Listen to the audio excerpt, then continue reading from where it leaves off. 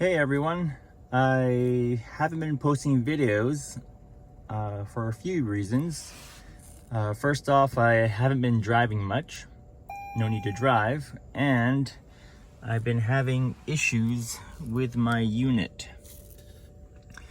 And normally, the fail-safe is to buy a new USB cable. I've done that. I actually bought two from Comma. This is my second one.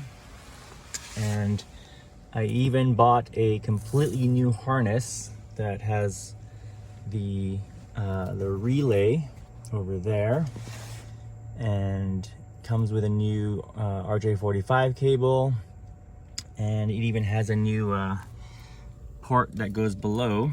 And for a while it was actually doing good. I drove about 10 miles and then this thing came up again. So yeah, just wanted to give an update, and basically won't be posting any new videos anytime soon, which is a bummer.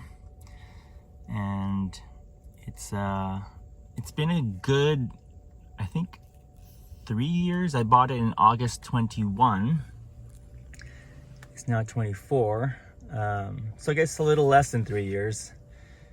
I'm not sure if that was worth the roughly $2,000 I paid, but it is what it is when you buy a dev kit.